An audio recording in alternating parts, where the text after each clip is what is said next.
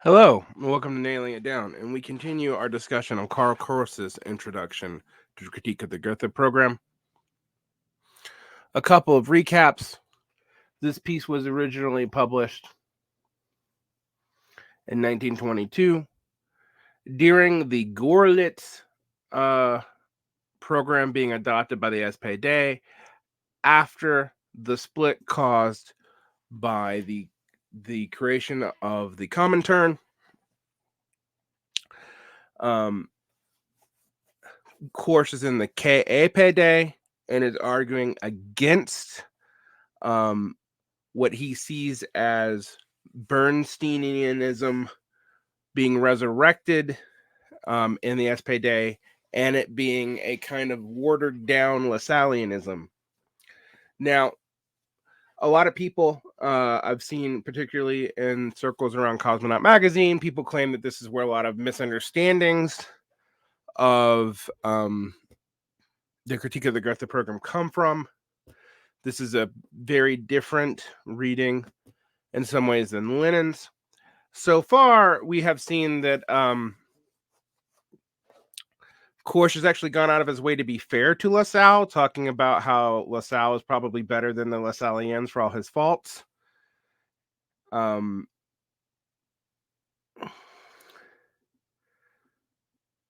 Nonetheless, we need to go into this in some detail. So we are starting on section 4, called The Materialist and Ideological Conception of History.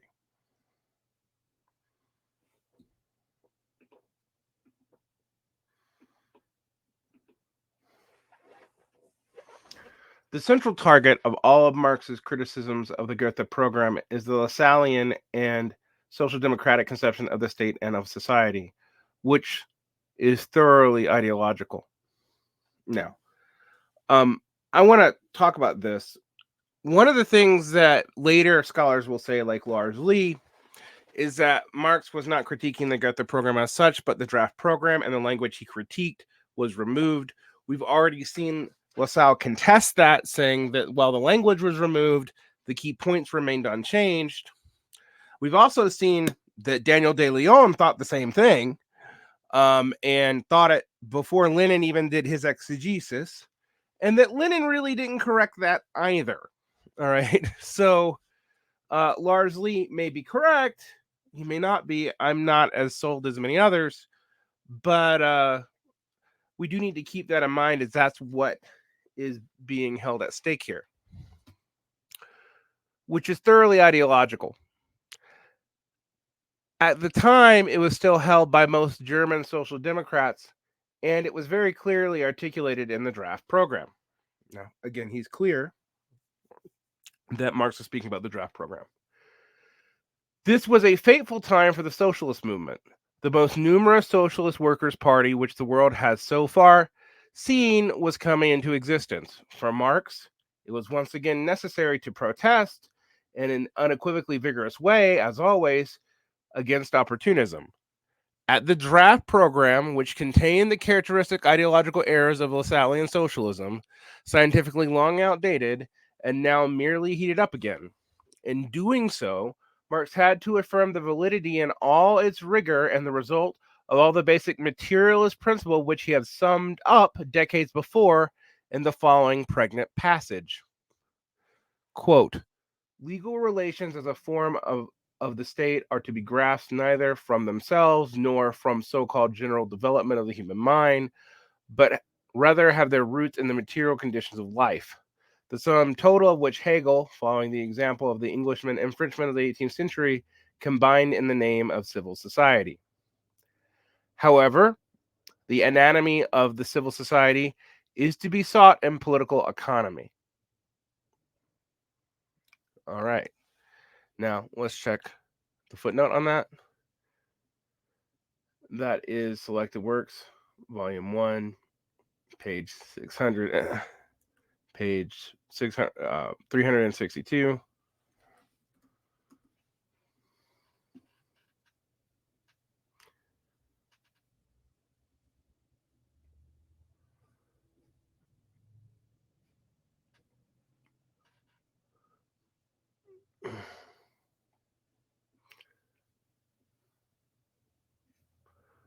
We will come back to that.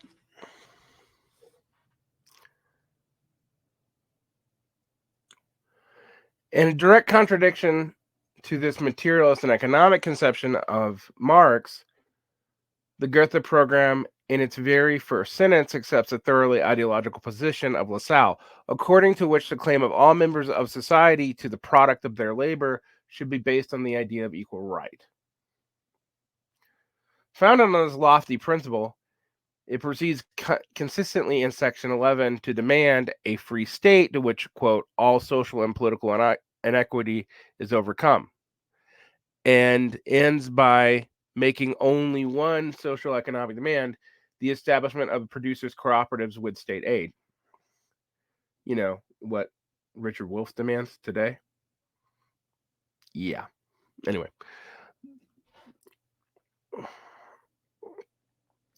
When people tell me, complaining about Lassallean socialism being super common today is outmoded, I want them to actually read these texts.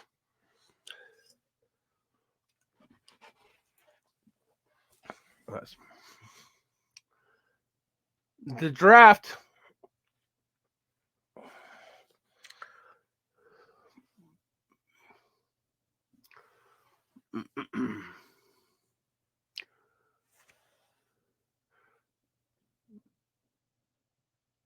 the draft and definitive version of the program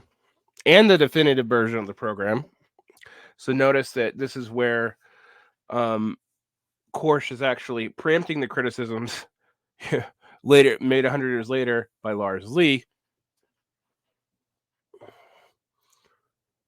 Adds to this no less than 7 purely political and bourgeois democratic demands. According to Engels, every one of these directly and literally coincides with the program of the People's Party and the petty bourgeois democracy. That's in the letter. I think it's, which letter is it? It's it's selected works, but I think it's in the letter to Babel. The one instance of international abstract ideological profession of the idea of the international brotherhood of people changed in the final version to the brotherhood of men. Karl Marx had devoted his whole life to transforming socialism from a theoretical ideology and a practical utopia into a realistic and material science and practice. It is not surprising that the program like this deeply disappointed and dismayed him. This is why the whole letter on the program became one blazing indictment of which he explicitly stated to be thoroughly objectionable program, which would demoralize the party, everything it said. The theory and practice of scientific socialism is materialist. The draft program is Lassallean, that is ideological and utopian. Sick. Even if we're able and willing to ignore this, the program is worthless, taken in and for itself. Marx therefore holds it to be his duty not to accept it as theoretically and practically unprincipled program by diplomatic silence. He comments on it and criticizes it with the greatest thoroughness. Although we do have to note that he did not publish this criticism publicly for the sake of unity. Although, again, when Lars Lee defends this program, it's the later Gotha program from the Critique of the Draft program, and a lot of people writing Korsch for this. This has always seemed to me to be an unfair reading of Korsch, because Korsch actually is very clear that when he's talking about the program in general and what remains that was still criticized in the final program. We'll get to Lee's article because, like I said, by the time we go through this, you'll see why I'm not as convinced as many others.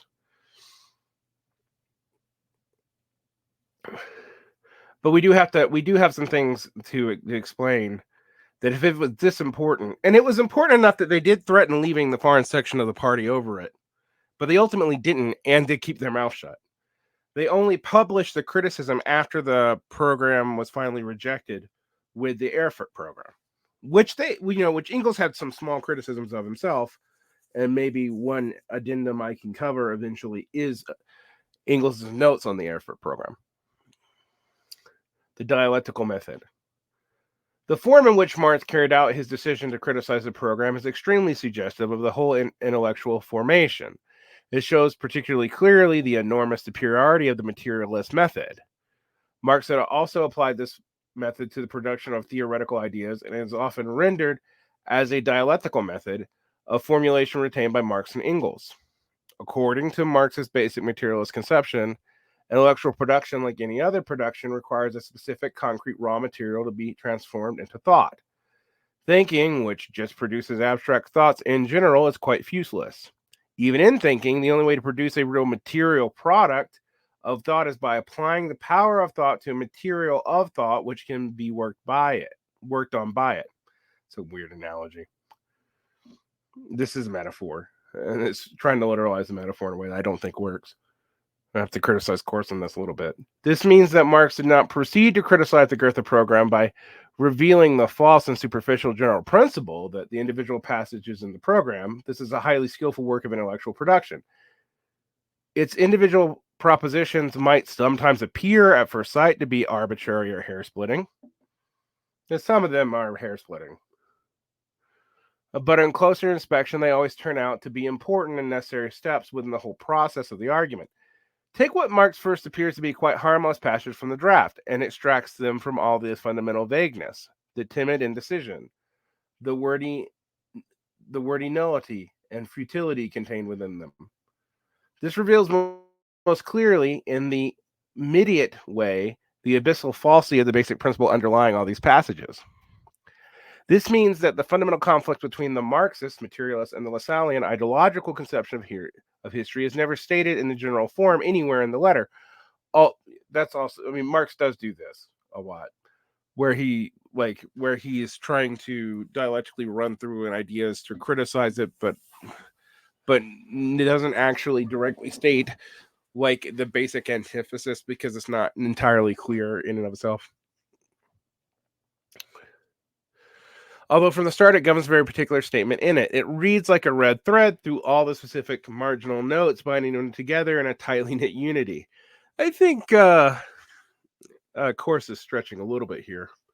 The addendum at the end does seem kind of arbitrary, and is clearly visible elsewhere in those familiar with it. Karl Marx was a positive dialectician and revolutionary, and the magnificent character of his spirit is evident in the critique.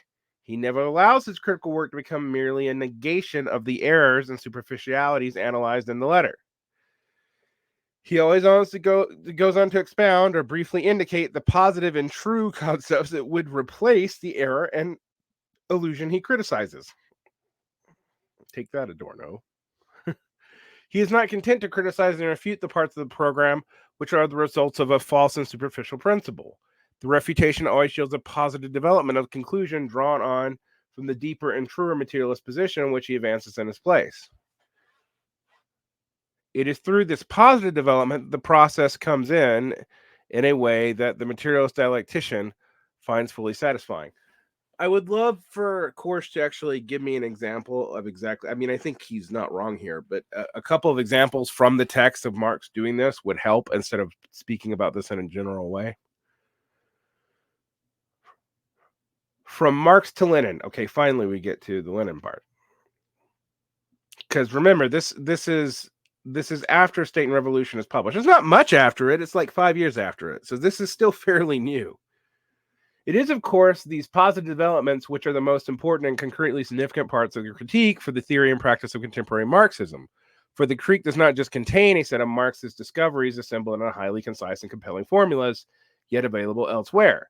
We find here Marx's own systemic application of his basic materialist principle to a set of major social problems on which he nowhere else spoke with equal clarity and at such length. Yeah. And I think people who want to blame Korsch on this also are doing so or are hurting Lenin's explication and State and Revolution. Although, as I've said before, State and Revolution is a text that a lot of the social Republicans around the Neo-Kauskists don't always love.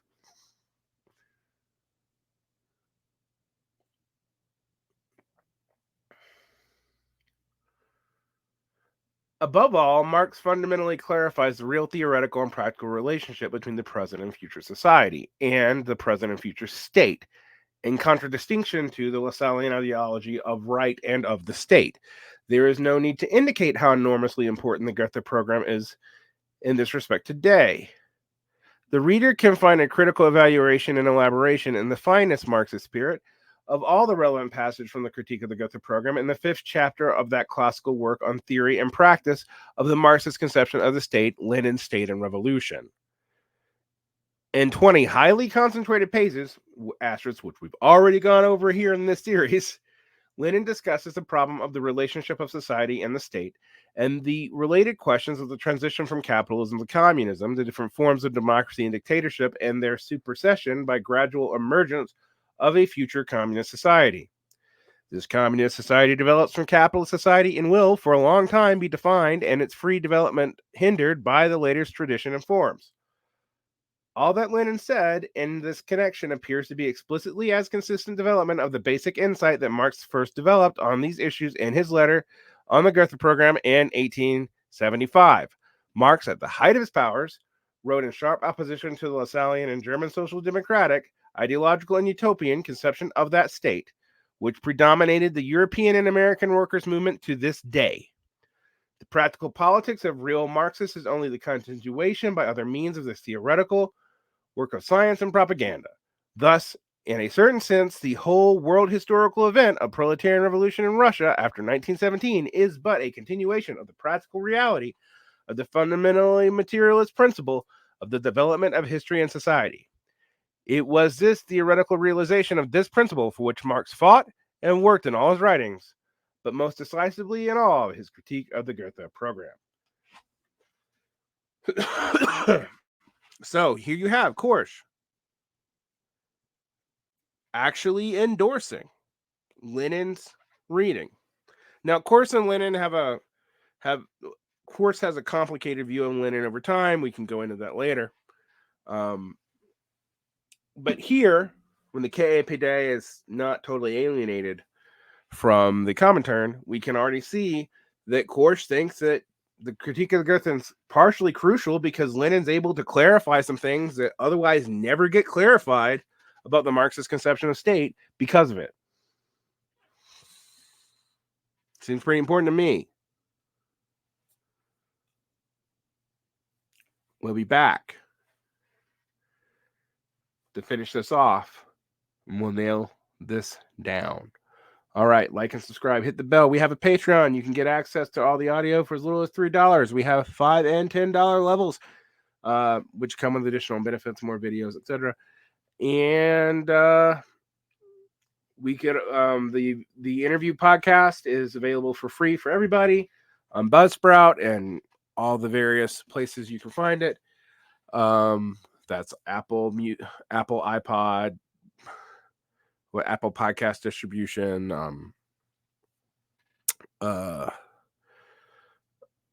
Spotify, Overcast, most pod services have us. Check it out, and if you like us, we can always use reviews. All right, thank you, and have a great day.